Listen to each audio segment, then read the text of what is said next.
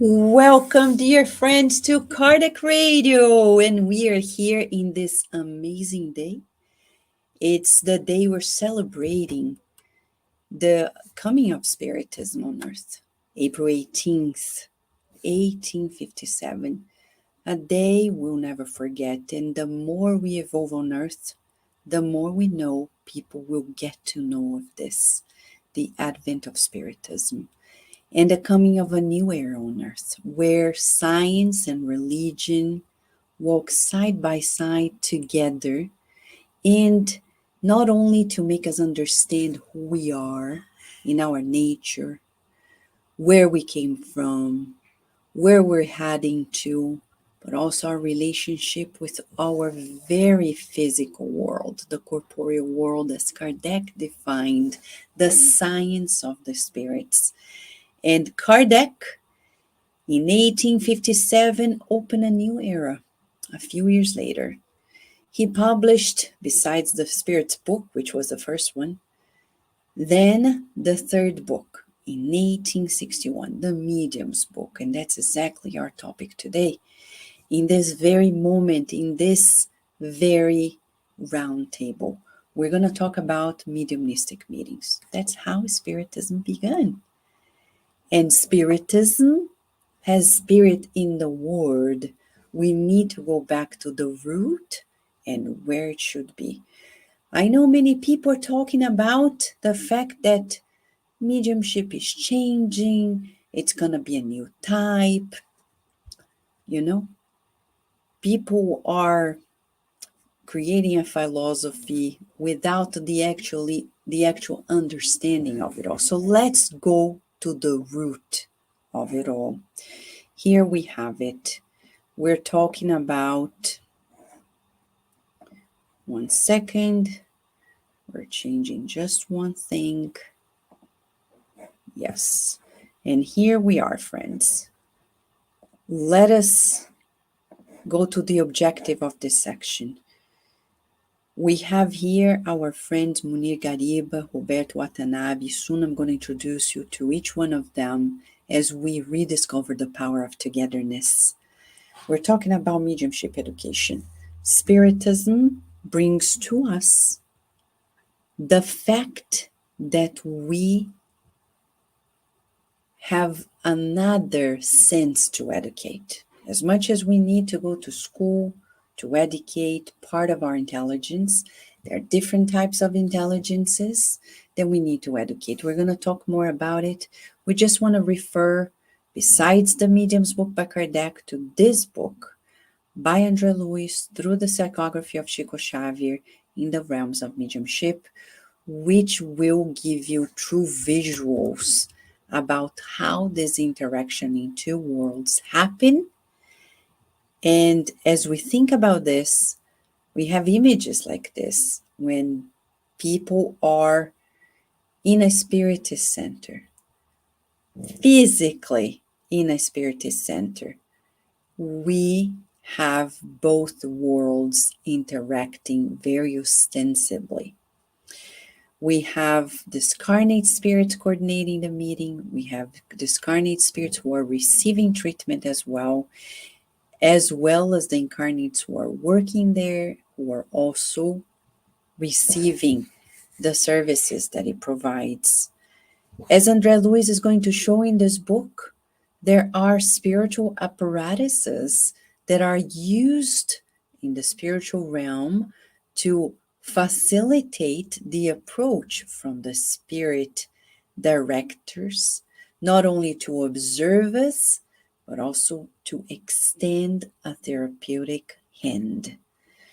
They will describe in this book for us how a mediumistic meeting should happen under the understanding of Spiritism. It requires education, it requires discipline, it requires a lot of togetherness. So if we really want to go places, that's the level of invitation we have from on high. No one is going to push us to do this. We're being invited to do this, and it takes our will to open the door for the good spirits to come and operate upon us. As pictures like this, as you can see from Projeto Imagem in Brazil, they are portraying scenes described in this book, showing the two worlds, incarnates and discarnates together. As you can see, there's a lot of books. It's not only a study meeting, it's a meeting where we prepare ourselves. There is a doctrinal guidance, a set of principles that is guiding us so we can operate together more efficiently. And as you can see in this picture, there is a moment in the book, though, in the realms of mediumship, where the spirit doctor André Luiz describes a particular area in our brain that is highly activated or specifically activated, and then a cascade of events that will happen also physiologically in correlation to this different altered state of mind, the trance, the mediumistic trance. So, what are we talking about here? As Emmanuel, the mentor of Chico Xavier, said to him, discipline, discipline, discipline, inviting us to discipline our different intelligences, our intellectual intelligence, our emotional intelligence, and our spiritual intelligence. Mediumship involves all of it, but especially our spiritual intelligence. So, if we want to go another level in our evolution, we should take the challenge of studying more about mediumship and committing to the mediumistic education and its natural practice, so we can not only evolve as one individual, but collectively we will also go places. Kardec clearly said that we are all mediums. It's in the medium's book. We can't skip it. The question for you who is watching us right now, you are a medium. What are you doing with your mediumship? Don't expect a personal trainer in mediumship to come before you and say, teach me that. No, it's something like for Chico Xavier, Divaldo Franco, and all mediums around the world. You need to take the first step. And you need to take the lead of your own spiritual education, your mediumistic education. And then with a group, side by side with others, together, we learn the process. Don't expect teachers, don't expect gurus, spiritual leaders, because in Spiritism we learn that we walk side by side. We have people who are more experienced. We have people who are more versed in it, but it's not going to depend on them for us to unfold our mediumship. We need to take ownership, responsibility, and learn it with our own will, and then side by side with a group, we'll grow together. As Kardec says, we're all mediums operating within the mental field that is appropriate to us. And André Luiz repeats that in the book In the Realms of Mediumship. When we edify with thoughts that are of superior nature, beautiful thoughts will be building, will connect, as André Luiz says, to mental currents that are constructive, and the reverse happens.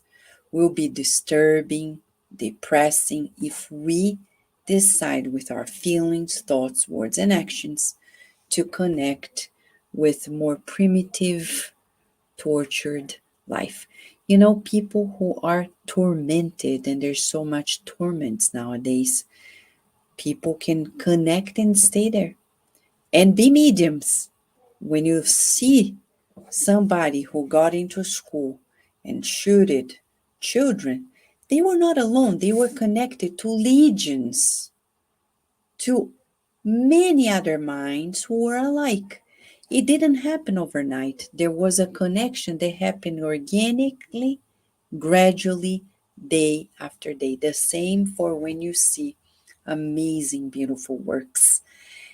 When those works are manifested in Spiritist centers, it happened day after day, gradually connected to beautiful minds in the beyond, wonderful groups in the beyond.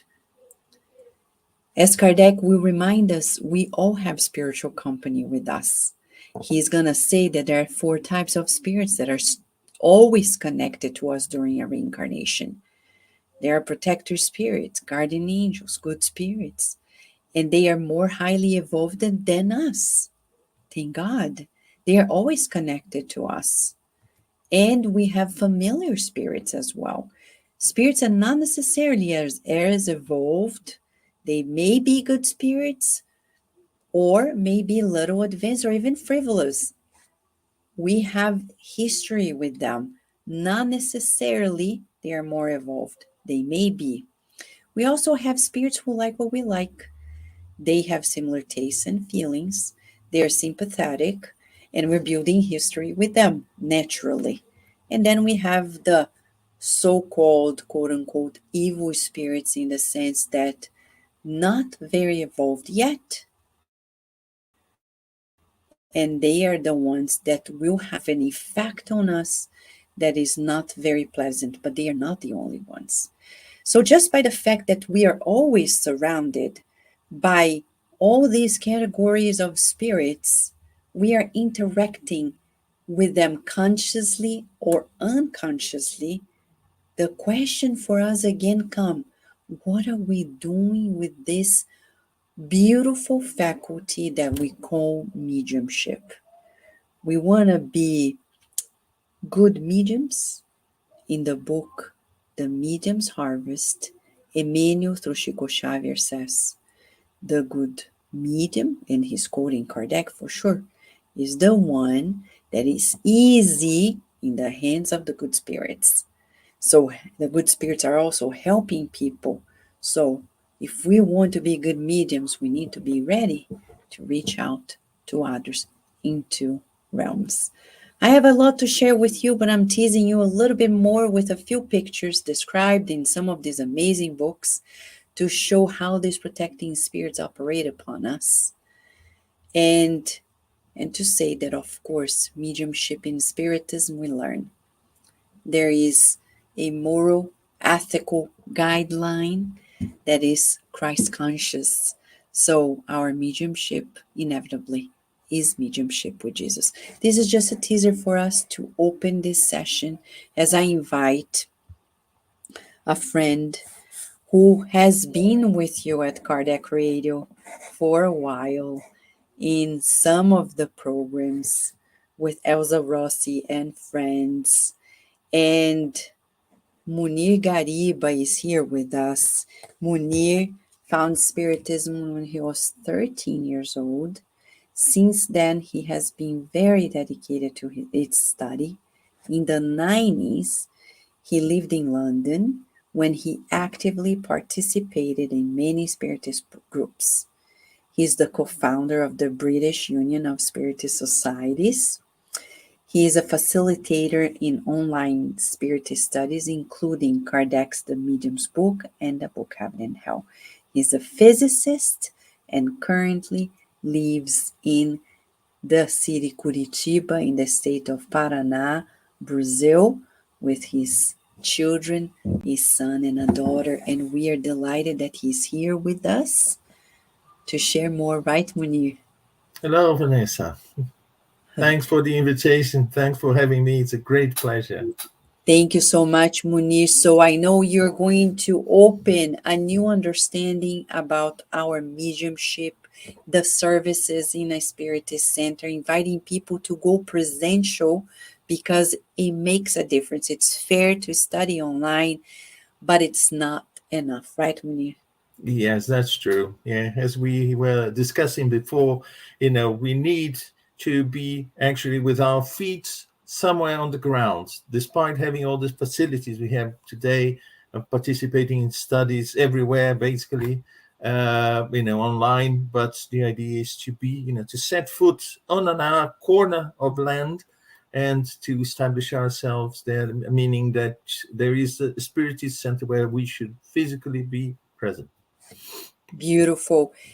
As a reminder, we're like trees. We need roots, and the Spiritist Center we affiliate ourselves with is our place where we root ourselves. So, without further ado, I'm going to pass the word to you because I know you have a lot to share with us about the special service that we call spiritual care, right? Yeah. Yes. Thank you. Thanks, Vanessa. Thank you.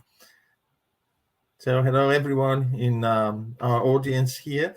It's a pleasure to be here once again, Kardec Radio, in this very special event to talk about, the importance of being present, physically speaking, in the Spiritist Center. I have prepared some slides. I'll show them with you. So we'll be talking about the spiritual care, which is a service provided by the Spiritist Center. So the Spiritist Center can be seen as a hospital, as a temple, and also as a school. And it is part of its essence, actually, to be able to provide assistance, in this case, the spiritual care, to spirits. But these spirits may be either in a physical body, just like us, incarnate spirits, or they may be in the spiritual world. So what I try to do here is actually to show the type of service that the Spiritist Center may offer to incarnate ones, and see the similarity and also the differences of the type of spiritual care that can be offered by people in the Spiritist Center to those in the spirit world. So when we offer spiritual care at the Spiritist Center, so the idea is, to have this activity that is characterized by discretion, fraternal dialogue, loving welcome, consolation, clarification, safe clarification, appropriate guidance for all those who arrive in search of help. So people knocking at the Spiritist Center's door because they have a problem. They come with a problem. And that problem may be of a physical nature, but usually it is a problem of a spiritual nature. And also it's necessary to have a team prepared for that, to give this type of assistance. It needs commitment and responsibility of all those who do this work. So it requires preparation. As we are going to see, preparation is essential in any spiritual activity that we engage ourselves in. So we can divide briefly. I'll go through the spiritual care offered to the incarnate ones. For instance, welcome. So fraternally receiving those who come to the Spiritist Center with their problems, and try in a fraternal way to offer them through dialogue some sort of assistance. And this assistance will require some special aptitudes from us. We should listen to them to understand what their problem is, no matter if they come with a very serious problem, or it is a problem that may be sort of seen as something superficial, but it is a problem and it's bothering them. It took them from their home to the Spiritist Center, so we should give them something in return. So we should identify the problems, lacks, and aspirations of those who come to us. Offer them guidance, of course. Raise their self-esteem and hope. Sometimes they need hope. They need someone to tell them, well, we all go through problems, and these problems will be sorted out, will be solved, if not now, in the near future. But it requires something from us to be able to solve them. And the Spiritist Center should offer the assistance for them to realize and understand what their real problems are and how to solve them. So to encourage them to the habit of healthy reading and study. So taking them, spiritually speaking, from a lower level of vibration with earthly problems and, sometimes evil, negative thoughts, and taking them to a higher level of vibration through reading, healthy study, and then guide them if necessary. So we start a type of therapy to the meeting of explanation of the gospel according to Spiritism, and to what is called PASI, or Friedic therapy or healing. So they need spiritual energy to actually replace something that is actually causing them problem. So we see that there are many aspects involved when we talk about the fraternal service offered to those who come to the Spiritist Center, and also explanation of the gospel in the light of Spiritism. So we have a book that was one of the 5 main books of Spiritism, that is the gospel and in the light of Spiritism, and we should help them explaining what is in there and use that as a beacon of light for them in the dark night that they find themselves in. Also, as I mentioned before, the fluidic therapy, the PASI, which is actually a way of providing healthy energy to those who are really, really down, not only physically speaking, exhausted, tired, very negative in thoughts, but also with a negative energies around them. And it's wonderful when we can offer good energy to these people, and they leave the Spiritist Center feeling much better than when they came. So we see the result of that. But we should remember, we are not alone, never alone in this work. If we are doing this work with love, thinking about the goodness that can be offered to other people, we have the assistance of good spirits. Basically, they will do most of the work, but it's important that we put ourselves at their service to assist our brothers and sisters. And also the work of irradiation. In the work of irradiation, so we have a group vibration to irradiate energy of peace, of love, of harmony in favor of incarnate and discarnate ones in need of spiritual assistance. So it works for both incarnate and discarnate, since we are all spirit in a slightly different condition, but in the end, we are all spirits.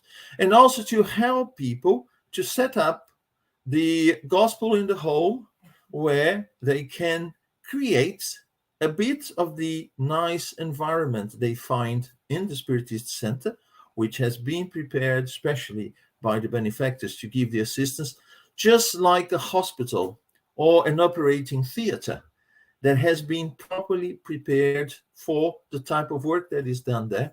We can take a little bit of that.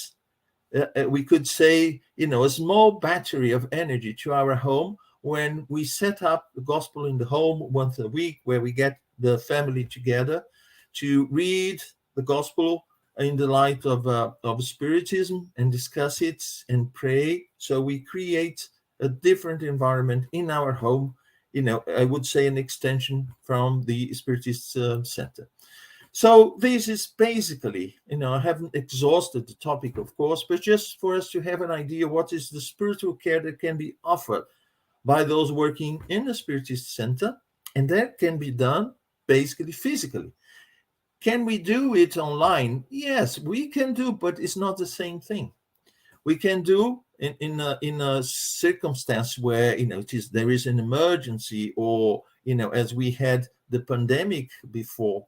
But the important thing is it can be offered, especially when we are physically present, because the environment, the energy in the Spiritist Center is very special. So now talking about spiritual care within the mediumistic work. Some people are afraid of giving assistance to those suffering spirits who come to a mediumistic session. They are afraid because they think they are different, entities of the creation. But in the end, those people are us. We perhaps will be there tomorrow. Or perhaps those people we didn't give the assistance, the proper assistance, when they knocked at the door of the Spiritist Center. Sometime later, they return to spirit, and maybe they will join the queue to come in a Spiritist session to ask for help and assistance. So we can draw a parallel between the spiritual care we offer to those knocking at the Spiritist Center door and those spirits coming to us through mediumship.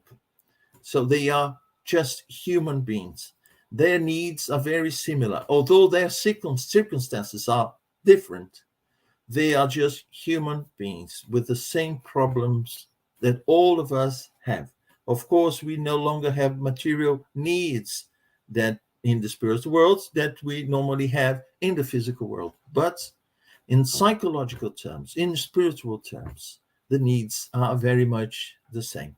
So the spirits who are brought to a mediumistic meeting, they are not just anyone picked up, somewhere in the spiritual world, but they are actually selected. They are brought by the benefactors to the mediumship meeting to receive the assistance, because they are in a condition to receive the assistance that's going to be given to them. Sometimes we feel the weight of our responsibility, be us a medium, a dialoguer, or just a medium of support, because basically we can, in general terms, say that in a mediumistic work, we have the mediums who are going to work with their mediumship, mediums who will be in the support, just vibrating to maintain the energy level in the meeting in balance, especially during very difficult assistance, so that the vibration won't go down. They are the ones responsible for these support, and those dialoguing directly with that brother or that sister who is communicating through the medium, so that we can give something to that particular spirit. But the spirit is there because the team in the spiritual world who is responsible for that type of work is allowing it to happen, and has brought that particular spirit to that particular session to be able to be helped. So we are not alone. We are not doing the most important part, although what we do is very important. But the most important part of this work of assistance, spiritual care, is done by the benefactors. They prepare it much in advance. They prepare the spirit who is coming to give communication, sometimes during the night, and that's why it's important to have good sleep, because during the night we may meet the benefactors and even get prepared for the type of work that is going to be done in our next meeting in the Spiritist Center. So it's important to do the work. So usually these spirits, they come to the mediumistic work and they are bitter, downcast, they are desirous of renewal, but they don't know how to do it. Sometimes their religious beliefs, they were wrong, and they realize that, and they find themselves really lost. They come with pain. Sometimes we can say that it is even a physical pain. They feel as if, it is a physical pain, or something that they bring inside, a rancor, a violence, aggressiveness, hurt, fear, sadness, anguish, regrets, attachment. Sometimes they don't want to leave their loved ones. Sometimes they don't know what to do in that situation. They're just suffering that, and we can offer them assistance. Also, sometimes they find themselves confused, lost, tired. They are brothers and sisters. They are just like us. And ideally, we should see us in each one of them. This is called empathy. And say, well, perhaps tomorrow I will be in his shoes or in her shoes, in need of this assistance, or even much more, perhaps. We don't know. So it is important to do this work. Can I do it in a different format online? Yes, I can. But we should think of belonging to a physical group where we physically participate and give what we have, because this is something very special. But that doesn't prevent us also from taking part in different formats. No, but it's important to be at least physically present in one group. So what is required from all these people working? It is required vigilance and prayer. This is something that Jesus told us to do. Be vigilant and pray. so that we won't fall into traps. So in doing that, we can easily connect to the benefactors. Again, most part of this work is done by the benefactors. It's not done by the mediums of support, or the dialoguers. No, the ones coordinating all this work are the benefactors. But our participation is very important, because we can say that it's a multidisciplinary team, and it's important that we participate. We also donate energies that are denser than the energies in the spiritual world, because we are in a physical body, and between our spiritual body, our perispirit, and our physical body, we have different types of dense fluids, and these fluids, they help also. They can be used to help our brothers and sisters in need who come through a medium to give, to talk to us, to receive assistance. Also, the moral authority of each and every one taking part. So what is this moral authority? Well, it's basically making the right choices, putting the spiritual values before material values. So slowly we can do that. So do I need to be perfect? Do I need to be, basic concern only about, spiritual values? No, we can't be perfect overnight. But if we are already in that way, so we start to gain moral authority. And this is very important, because slowly we will also fine tune with our guardian angels, with the benefactors, so we'll be able to serve more adequately. Confidence in the team. This is very important. It's a strong team in terms of bonds, in terms of confidence. And there is a list of items that we should pay attention to. Well, we can't just oscillate between doubt and certainty. Oh, today I believe in those spirits who are communicating. Next day, oh, I don't believe. I think, it's the medium who is talking. So this type of a certainty doesn't help. This oscillation, anxiety for any reason. People who left the group, people who came to the group, and uh, loss of energy, preparing ourselves to defend. Some people are really frightened from spirit and say, oh, we need to defend in case a spirit like this comes or a spirit like that comes. We should remember they are all brothers and sisters. They all need assistance. Oh, but what about that evil spirit that comes to threaten us? It's a brother or a sister in need. We should see them like that. And of course, we can do tiny part of the work. The rest, the benefactors will do. But let's do our bit with a good intention, with a good heart. And, all sorts of things.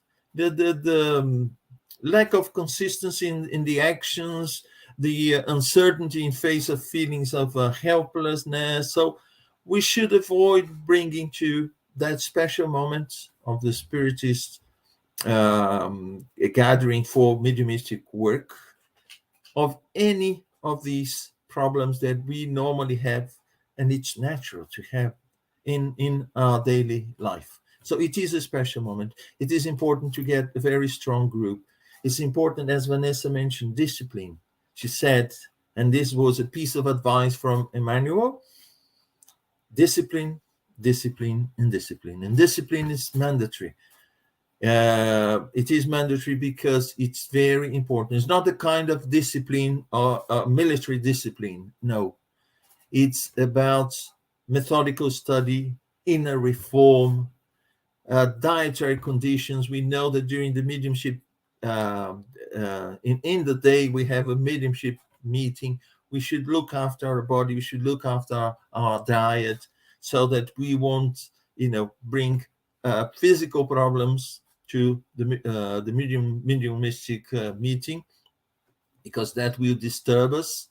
So we should make mental, physical hygiene. Excesses in this regard, all sorts of excesses are not advised at all.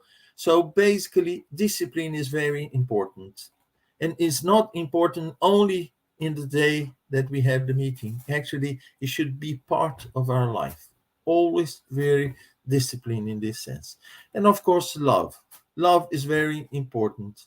It is the most valuable and rarest diamond on this planet. It is really very precious. So it's uh, love is something that doesn't choose neither time nor occasion to act. It acts all the time, and it acts through charity. And we know that charity is really important.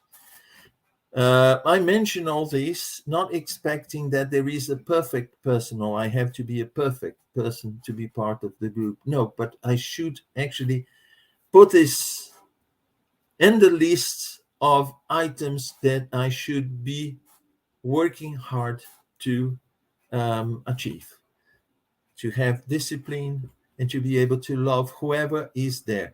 Sometimes we have some reactions to some spirits who come talking to us and the way they talk or what they bring, but we should remember love all the time. There are very interesting stories about the power of love in these situations where you can talk for half an hour, 1 hour to a spirit without moving it an inch, and then someone comes with real love and talks to that spirit, and in a couple of words perhaps the spirit is moved, and then the process of changing starts.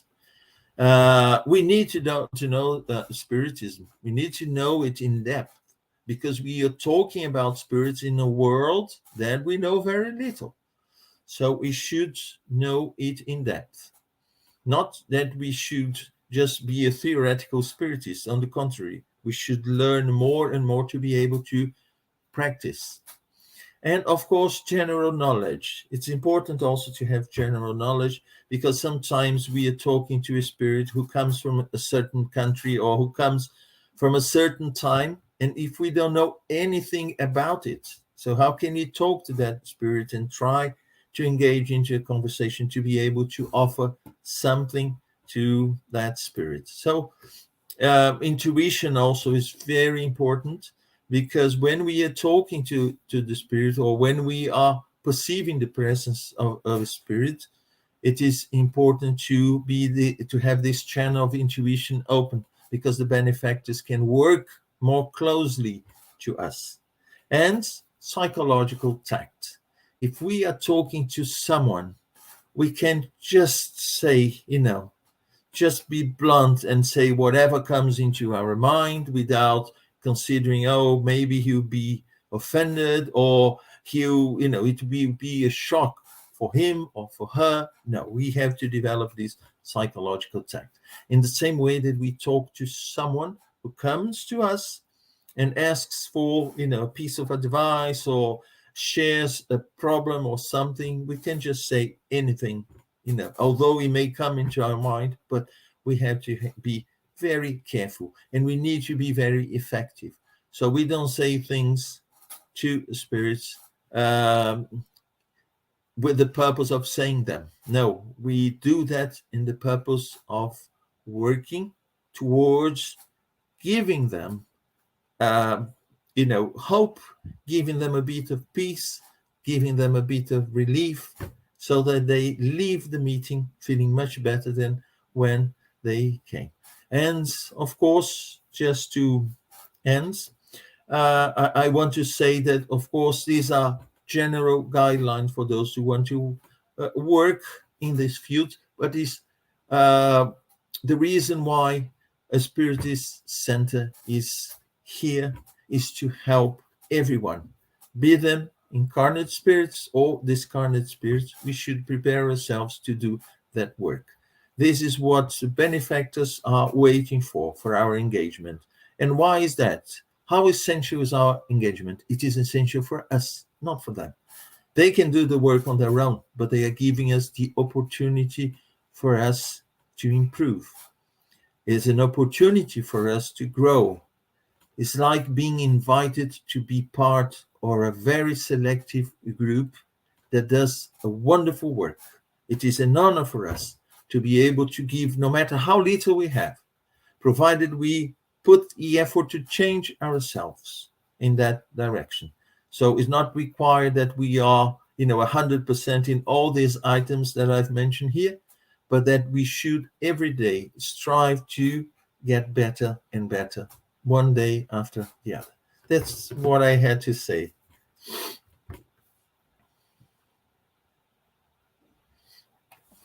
Thank you, Munir, so much for sharing this two-world service, right?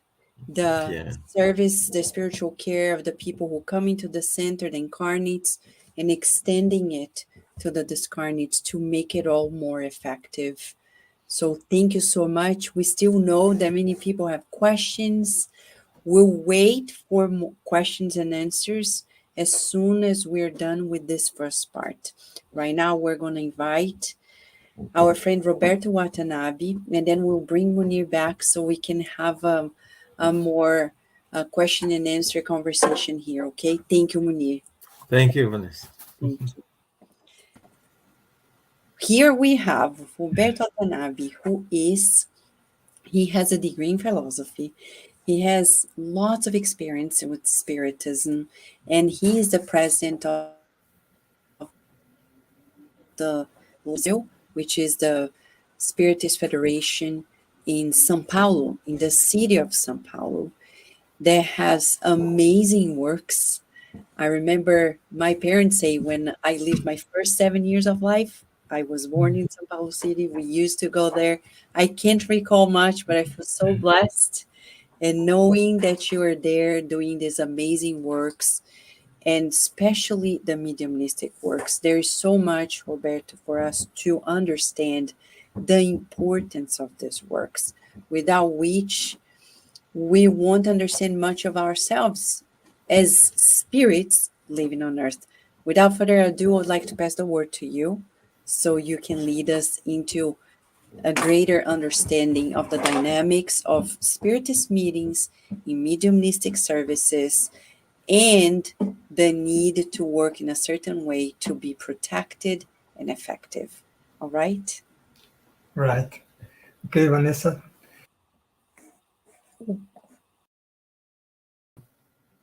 Hello, everybody. Glad to be here with you all to talk about mediumship. Now that Munir has made an explanation about the spiritual care in the Spiritist Center, we are now going to talk a little bit about the mediumistic meetings, how such meetings evolves in the Spiritist Center. And so the general subject here is mediumistic themes and magnetic defenses. Let's start by, I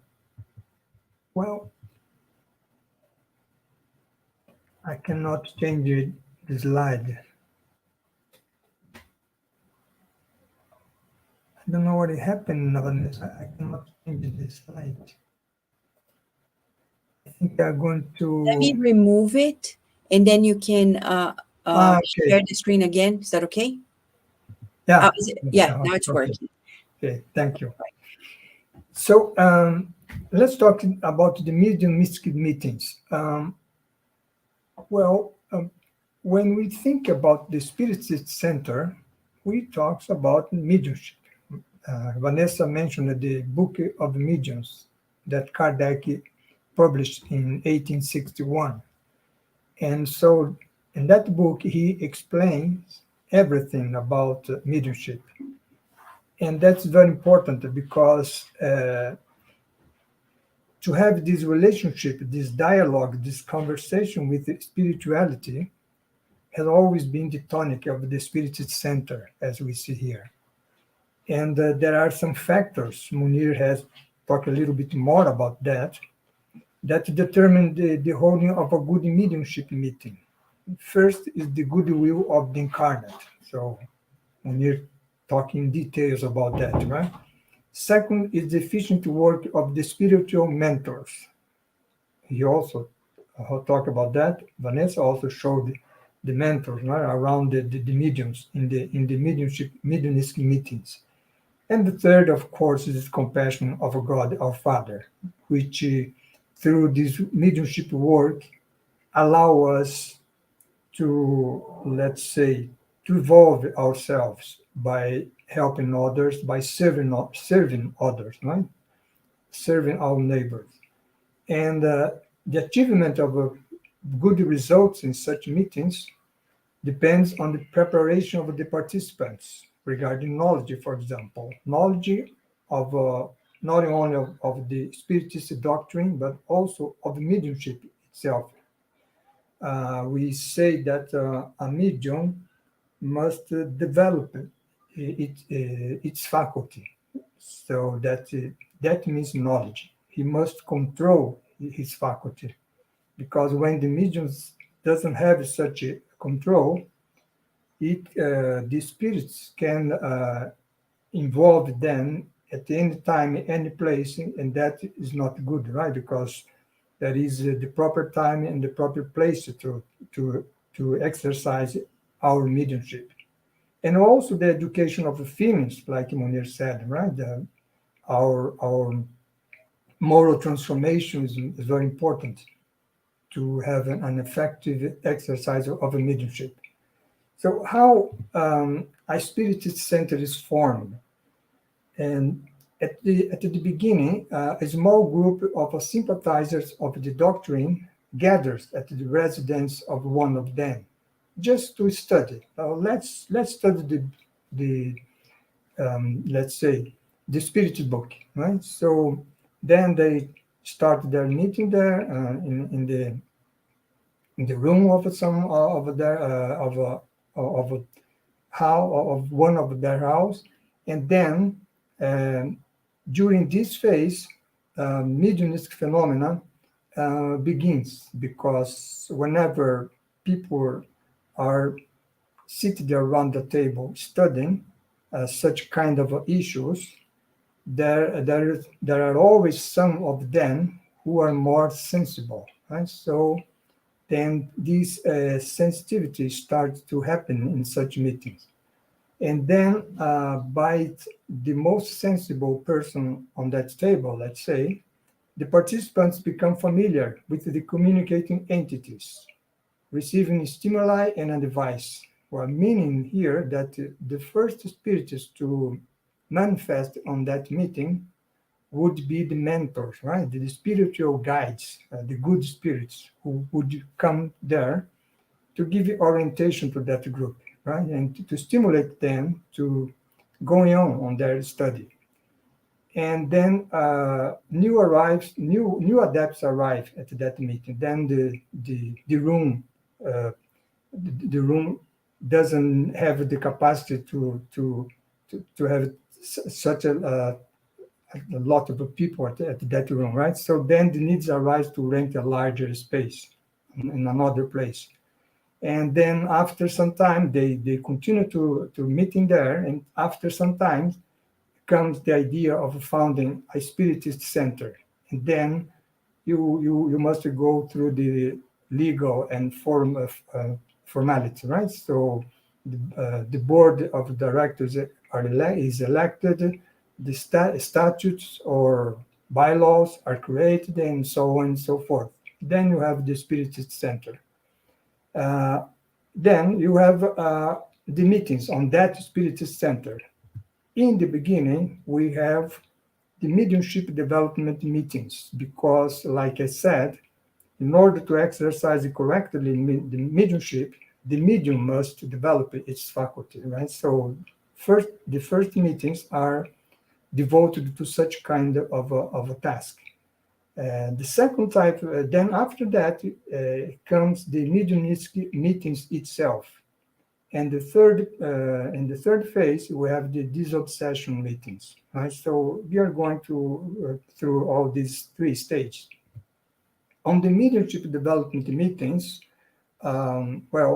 such kind of meeting encourages the participants to keep studying, right? The Spiritist doctrine, mediumship, and especially mediumship, right? And this study makes all of the participants, especially the sensible ones, easier to understand what is occurring in their psyche and in their body, because they have a lot of feelings, a lot of thoughts, a lot of emotions, like Munir and Vanessa mentioned. And then by studying, they understand what is happening to them. And so that's very important. And then, like Vanessa Munir also said, right? Discipline, discipline, discipline. So attendance, you go to the Spirit Center every week at that day, at that time, once or twice, or doesn't matter, right? You go to the Spirit Center and you must go regularly, right? So attendance is very important. Punctuality is very important. Not to come later to the study group, for example, and also our emotional balance is very important because all of them provide our personal development and our mental capacity also to exercise our mediumship. And then the aspiring mediums, the ones that are more sensible, they follow the coordinator of the meeting. So they allow ideas, feelings, and suggestive pictures to come to mind. And such ideas, feelings, and suggestive pictures are actually are launched by the spirits, right? So here, for example, at FASP, the São Paulo State Spiritist Federation, we have a five phase of mediumship development. I can talk a little bit later, more about that later, right? So, and basically it involves this part here that I mentioned now. And then in such meetings, the mediums also, we have the mediums attunement with the magnetic field of the center and also with the spiritual mentor, right? The spiritual guides of the Spiritist Center. So this is the first phase, let's say, of the mediumship meetings. That is very important because it allows the mediums to develop their faculty and be ready to exercise such faculty, right? So after that, then we have the second phase, which is, we have more things here. Wow. In such mediumship development meetings, participants get in contact with the spiritual entities, let's say discarnate spirits, who are less hardened and evil. So you see, first comes the spiritual guides, the mentor, right? Then after that, when the mediums are more prepared, have their faculty more developed, then comes spiritual entities, much more the suffering entities, like Munir said, right? So we have cases of spirits, for example, disincarnated, right?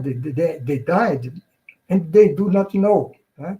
When we are there on the Spiritist Center and we are working on this, we have the medium who received the spirit, the suffering spirit, and who have the dialoguer, like Munir said, right? The ones who is going to talk with the dialogue with the spirit, which is manifesting through the medium. And then we have situations like this, for example, the spiritist comes and says, well, I was there in the hospital. I was hoping a surgery that would be happening with some part of my body. Then the time came, then I remember that I was going to the surgery center, and now I'm here. Now I am here, right? So don't know what's happening. Huh? What's happened? So then he or she is disoriented, right? In such case, the dialoguer start to talk to him, right? To her. Well, calm down. You are here among friends. You will know soon what happened. Have faith, and well, you just follow these friends that brought you here. In this place here. This is a house of Jesus.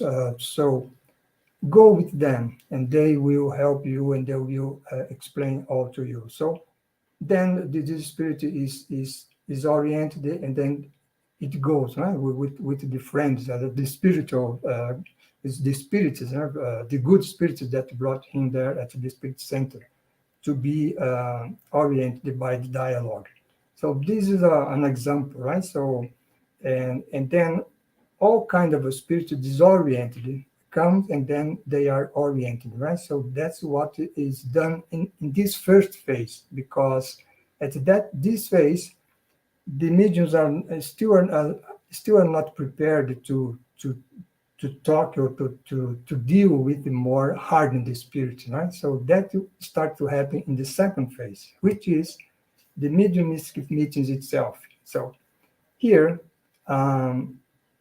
it begins from the great resourcefulness and the confidence of the participants, the confidence of the mentors also, right? Because all these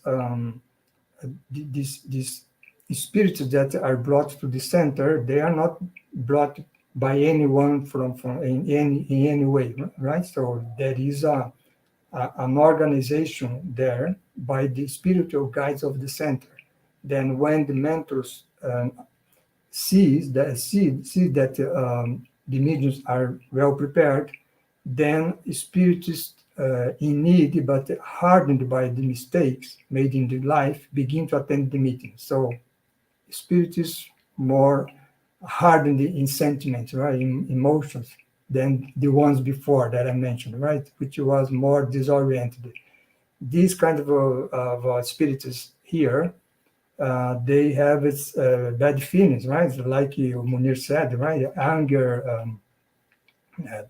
rancor. So they are come to in order to persecute its what they feel as their enemies, and sometimes even the participants of the Spiritist Center, and because of the conflicts, right, which happens between the person, the incarnated person, and the spirit in past reincarnation, right, in past lives. So in that situation, the dialoguer now talks to the spirit in another way, right? So in this case, like Munir said, he's going to, well, to talk to calm down this spirit, but try to change its mind, right? It's a view of revenge, for example, right? So it's a different dialogue. It's more difficult in this case. Why we do that? Because, as was said by Vanessa and Munir, such spirits, although they are hardened in evil and in sentiment, they are our brothers, right? So we always look to them as our brothers, not our adversaries. It's like Jesus said, right, in the gospel, love your enemies, right? Actually, they are not our enemies. They are our brothers, and they are misguided in the present, like we ourselves were in the past, right? So that's why we just we have empathy, like Munir said, right? And then we have a psychological tact, like Munir said, and try to help these spirits. So here we have the second phase, and then we're going to the third phase, right? The disobsession meetings. Actually, this obsession also is happening on the second phase, right? That conversation that I mentioned is already a kind of a disobsession, right? Because we are trying to, by talking to the spirit, the obsessor, the spirit, we are going to resolve the problem that we have with the incarnate person, and this is this obsession, right? But in the third phase, we call this obsession meeting, because here we have more hardened and cruel entities which comes, and such entities they are not they do not come just to persecute one or another person, right? Even a guy who came to get the spiritual care in the Spiritist Center, or even a participant of the Spirit Center. In this case, there are, teams of hardened spirits who try to obstaculize the task of the Spirit Center. They try to stop, right, the work of the Spirit Center, because the Spirit Center is doing something that is against what they do. So, and they attack the Spirit Center itself, especially the board. Right? We have a situation where they concentrate, for example, on the president of the house. If they cannot reach the president because, let's say, he is emotionally balanced, then he tries to reach the other directors or families of the president. So that's a more serious situation. So from there arise the meetings of disobsession, because in this case, the dialoguer must be much more prepared. The leader of the group, which would dialogue with such a kind of a spirit, must be a sensible person, know the subject of mediumship, obsession, disobsession, and also willing to renew his or her own feelings, because what is based on this dialogue with the spirit is not the knowledge that the dialogue has, right? So like Munir showed to us here, what's very important is the moral elevation of the dialogue. We can have this dialogue with the spirit by have this moral elevation, right? So that's the most important thing here, because if we don't have any moral elevation, the spirit will not respect us, right? Because they know how we are actually.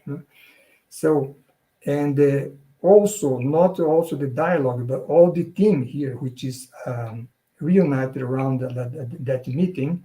They must be very united in their thoughts, in their feelings. There must be a true affection, as we see here, among the participants, and also between the participants and the spiritual mentors, the spiritual guides, right? So here is the most complex situation that we have in the Spiritist Center. And I would say that some kind of this action is happening now, right? Because why the workers are not willing to come back to the Spirit Center, right? So which kind of influence they are under, right? So from the spiritual and from the spirit, right? So it's such kind of a spirit. So we can have a feeling about this, right? There are some action here to avoid the Spirit Center to go, let's say, ready to work again, right? On physically, let's say, right? Not online. So these are the three kind of meetings. And then let's talk a little bit about the magnetic defense as well. Here, we say that on a vibratory level, when you talk about the vibrations, when the participants relate to each other harmoniously, right, based on love, we in that meeting, we are automatically defended. And we also have the aid of the spiritual team also, right, to help us in that meeting, defend us if we are attuned to the spiritual team. And so if the vibratory frequency is high, then we have these protective vibratory barriers against the assault of evil, right? So that's not something easy to do, right? Because it's easy to our thought is easy to wander, right? So we must be very concentrated in this situation. Well, now, what is the benefit of disobsession, right? Disobsession is one of the most good things that a spirit center can do, because it's a form of a charity that we as mediums can offer to our friends, right? Either the incarnate who is being obsessed or the obsessor itself, right? There are dramas of secular dramas, right? Of fight, of conflict, which we can resolve on this work of this obsession. So by talking to such spirits, to clarify him about the real meaning of life, this allow them to reach liberating understanding. So that's why it's very important, this work of obsession. But also we are going. It's important to have in mind that the person who is obsessed also must have a moral transformation, right? Because it's not enough to get, let's say, get away the obsession, right? Because if the person doesn't change his or her mind, that obsession will go away, but another will take the same place, right? Because if my thoughts, my feelings are disbalanced, I will attract such kind of spirits who think the same way. So that's why we say that obsessions are effects; they are not causes of suffering, right? So moral transformation of the person who looks for spiritual care is very important. That's why Munir talked about the therapy of the gospel, right? So this is very important because it allows the person to transform him or herself morally. And finally, by doing this work, we have lots of benefits for ourselves, right? Because we say, I'm going to the Spirit Center to help the spiritists, to help the guys who come to look for spiritual care. No, we are helping more we ourselves, right? Because the study and search to improve oneself, at the end of the day, we evolve, right? So the most benefit person are us mediums, right? So we develop our mental training of vigilance against the action of entities opposed to peace, and also regarding the depths of oneself, because we carry with ourselves, the imperfections that we bring from the past, right? And we must deal with that also. So by working as a medium, we can do that, right? Because we must transform ourselves. And then also many difficulties that would be happening in our life can be alleviated by the work that we do, right? Like Peter said, right, in his letter, right? The love covers the multitude of sins, right? Because there are even situations where I reincarnate and I should come by suffering a serious illness, but instead of that, I come with a mediumship task, and by accomplish such mediumship task, I can liberate myself from that situation, that worst situation that would come, right? So mediumship is being in the Spirit Center, working there, exercising our faculty there, is good for everyone, right? So to the guys who look for spiritual care, for the spirits that come for looking for help, and for ourselves. So let's come back to the Spirit Center. That's what I would say, just to conclude my presentation here. Vanessa? Yes. Thank you so much, Roberto, for this extensive and deep explanation. Now we have a few questions we've selected. We want to talk with the two of you, mainly 3 clusters of questions. The first one, which is the very common question, is about the fear that people have. I know Munir touched a little bit on the subject, but if possible, Munir, can you extend a little bit more for the people who are out there thinking, but mediumship is not for me. I'm afraid. I don't know what I'm doing. I remember though I came from a Spiritist family, I was raised seeing mediumistic meetings. When it came my turn, as I was a young adult, I had to make a decision. And I remember a person who was very instrumental in convincing me. He said, Vanessa, study it, and then you decide what to do. What would you say, Munir, for those who are out there thinking, this is not for me, I like Spiritism, but mediumship, I'm not so sure, I'm afraid. Yes, it's a very good question, Vanessa, and I think it's very, very common for people to have this type of fear. But we should remember spirits are everywhere, everywhere. It's not our spirits are in the Spiritist Center and spirits are, goodness knows where. No, they are everywhere. So if we have the faculty, and if the faculty is organic, I mean, it is in us, our physical body actually provides the elements for the faculty to be there, very well established there. So people sometimes fear because, I may get, sort of nuts, may go crazy because if I start to work with my mediumship. No, on the contrary.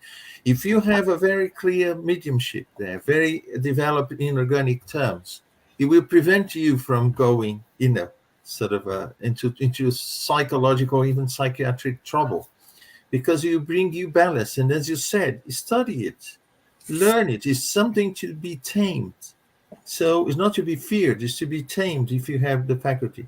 And if you have it, spirits will communicate through you here and there and everywhere. I mean, the Spiritist Center provides a useful way of, working with your mediumship. And that's why people shouldn't fear.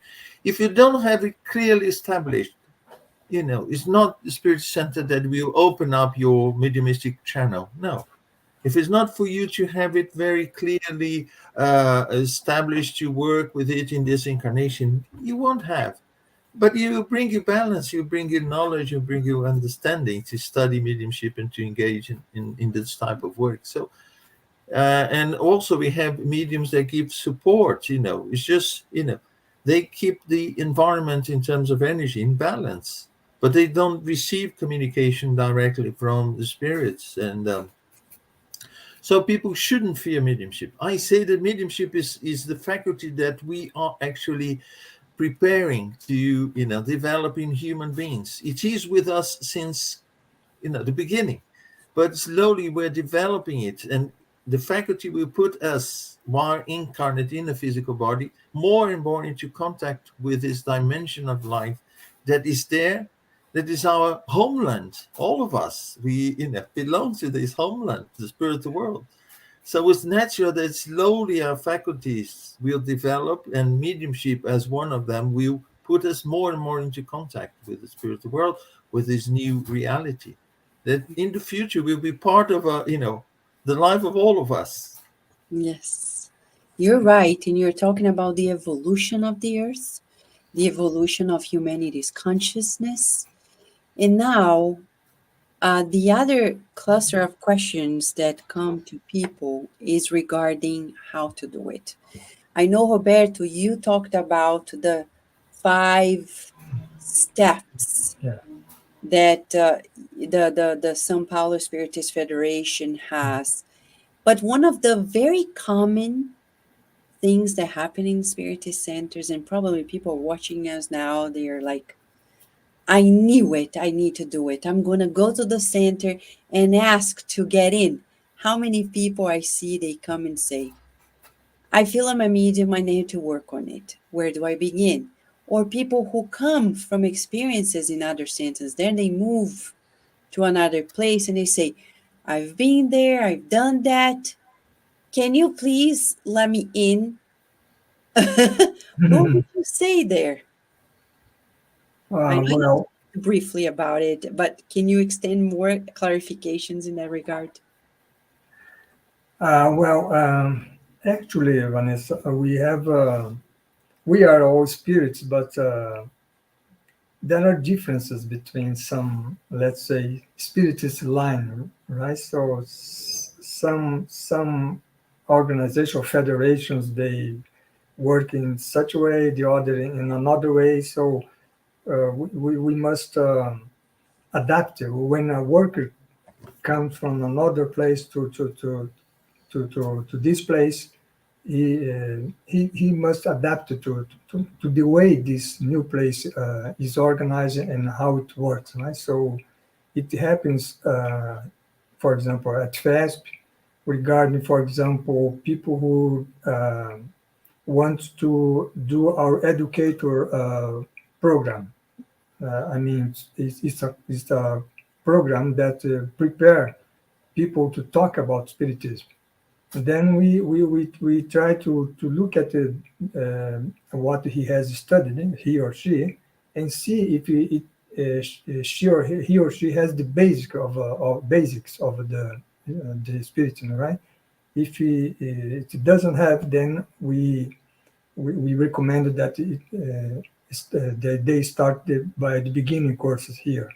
But there are situations where they have already the basics, then they can come, right? So now regarding the spiritual care, we have a very specific way of working. So in that case, people who come from another place, they must go through our training. It's not a long training, right? It's not 3 years of training. It's some months of a training, but in order to understand how we work, right? So this kind of adaptation, it's necessary because the organization work in a slightly different way, right? So I don't know if that's what we Yes, like to know. yes, I agree with you. As Kardec said in the Medium's book at the very end, each Spiritist center works in a different way. Yeah. And we need to adapt ourselves. And I know some people, they get desperate. They are like, I need to work on my mediumship now, or I am going to go crazy. And that's what happened when the pandemic started Mm. and we had to shut down the meetings and the Spiritist centers. And some people are like, what am I going to do now? Mm. Right? No, no. And now that we are all open, the very people who were going crazy, they Mm. are now having a hard time to go back. And I loved when you said that, what kind of influence is keeping us far away from being physically present at the Spiritist Center? Mm. It can't be good because Jesus, who is our guidance model, is like this.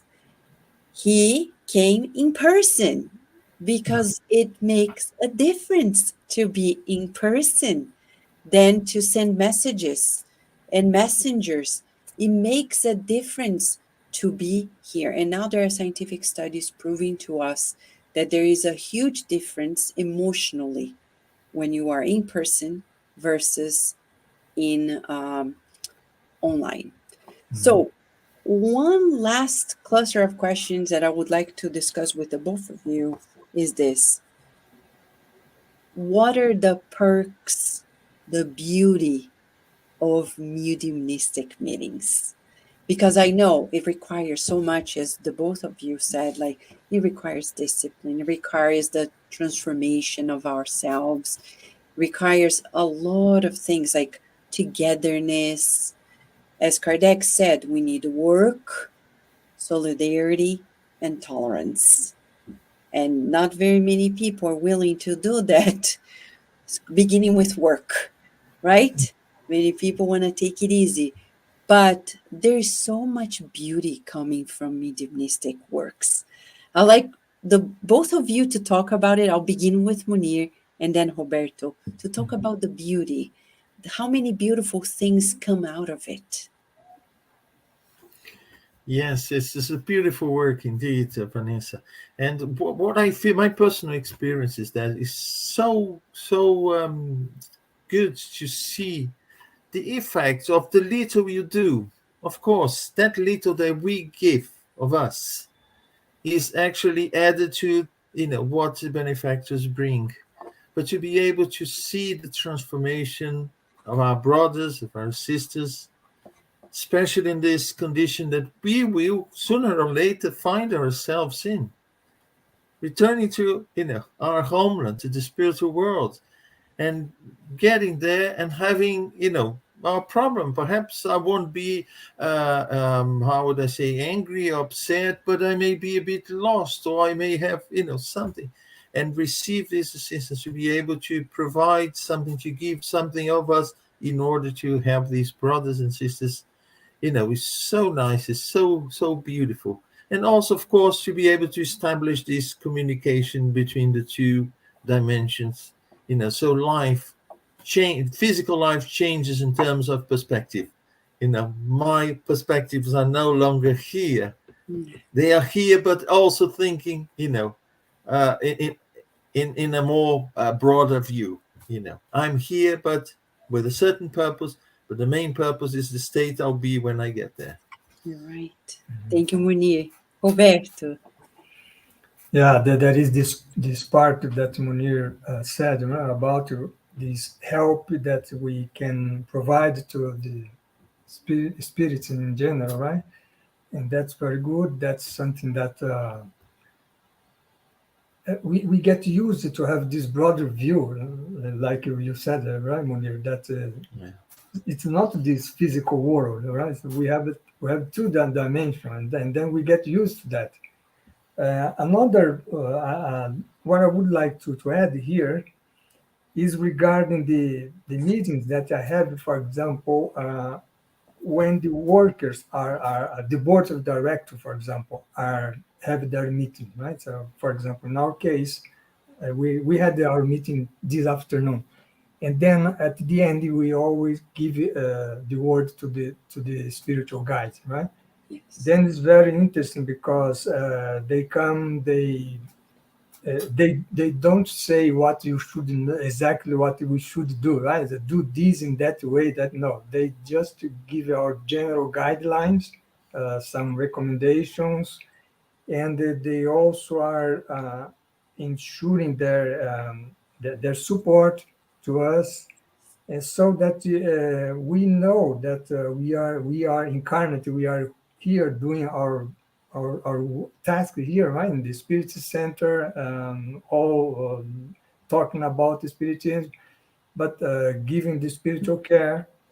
But we know that they are always with us. So I believe that when the world of regeneration comes, and such a contact, such a relationship with the spiritual realm will be something very normal, right? So I think that there is this beauty of this part also, Vanessa. It's interesting because, for example, when we are in charge of directing a spirit center, it's often we wake up in the morning with many ideas. Wow, I should do this, I should do that, I should take care of this. Here may be a problem. So it seems that you work it all day long, and then during the night you continue, you keep working, right? Having meetings on the other side, and then on next morning you come with lots of ideas. So this close relationship between the spiritual realm and us is very, very, very, that is the beauty of our work, right? So it's not like working in a company, right? In my case, for example, I am from the corporate world, right? So there you are thinking about the business, about the profits, about sustainability. Yeah. And here you have a different kind of a work.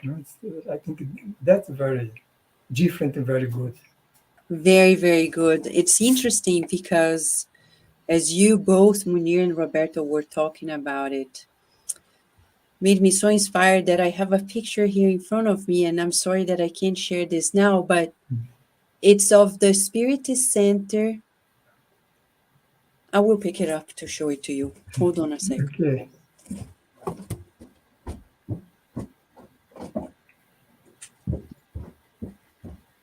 I wish I had the picture digitally to show, but this is of a Spiritist Center that is already 100 years old in Brazil, in the countryside of Brazil. It's a Centro Espírita Luz e Caridade, Light and Charity Spiritist Center in a small town named Itobi. And my great great grandfather and his children, with Ivenia Prada's great grandfather, they formed this center. Why? Because some of the people in the family were not feeling well. They were not doing well. And they heard of Spiritism. They started having the meetings successfully.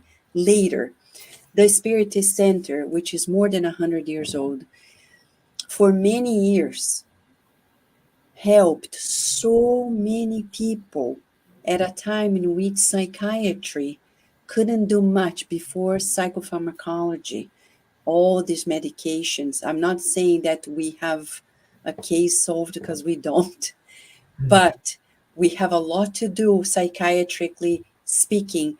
But then we didn't have much to help people who were not feeling well. And they would stay there like a hotel. And in the front part of it, where the center is, they would have mediumistic meetings.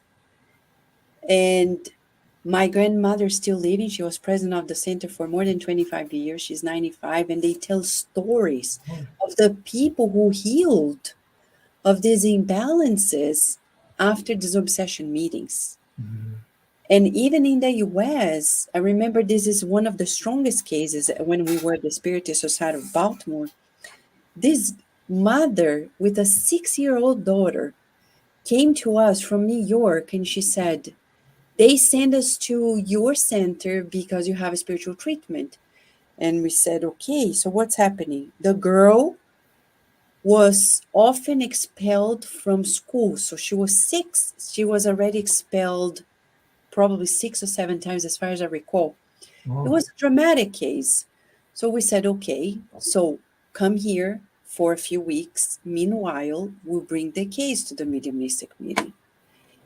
And we remember the unfoldment of the story, as you mentioned, the behind the scenes, the vindication of spirits from previous lives and what they wanted to do with this girl. And then after the spiritual counseling towards them, it's like counseling the spirits, the good spirits helping through the mediums, through the counselor. And then later, I remember the next day, the mother called us and said, what happened? Because she's different. She's back to herself. And now she's a beautiful teenager who has returned to normal life soon after. So I see cases like this and many more, as we can all count here, tell us the importance of these meetings. And there is no other resource like this. There is no medication that can help in that end. There is nothing out there. But there is spiritual disobsessions. I remember the psychiatrists in England that I got to know that had the Spirit Release Foundation, and how they discovered the power of mediumistic approach to bring relief to people who are mentally imbalanced, right? So we're not saying that we shouldn't go the medical route. We should have a psychologist, have a psychiatrist, but also have these meetings that are very therapeutic and change our lives. And as Roberto also mentioned, Munir, the good spirits are constantly seeking for people who are willing to volunteer in being good instruments for the relief and the consolation of people, right? Yeah. So, final comments, Munir, please. Yes, I just want to say while we were talking, some people, when they engage in the mediumistic communication, they say they want to hear the benefactors, messages from the benefactors, from enlightened spirits, and so on. but it makes sense. It makes, there is a purpose in this enlightened message when we get engaged into the work, because it's like going to a hospital listening to professors, but you abandon your patients.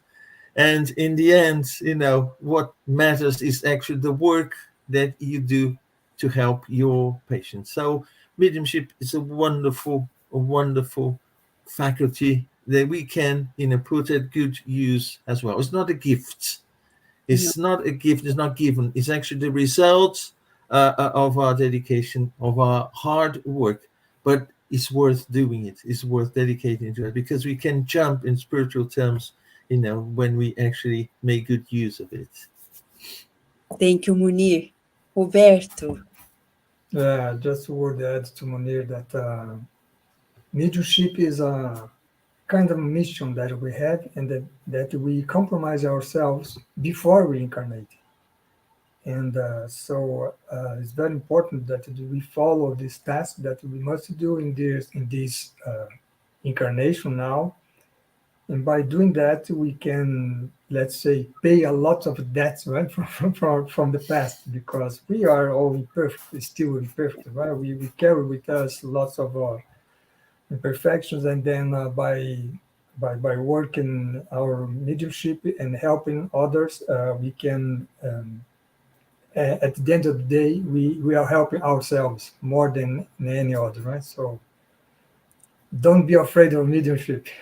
Yes. Thank you so much, Munir and Roberto, for Thank your you, practice. Vanessa. Thank you. And when I say to those who are watching live, feel free to write your questions. We'll make sure that we're going to address them. And we know there's a lot to come, but we hope that this have brought a new light to your life. Let's press on, as Emmanuel always said through Chico Xavier, and build a new earth. Thank you, friends.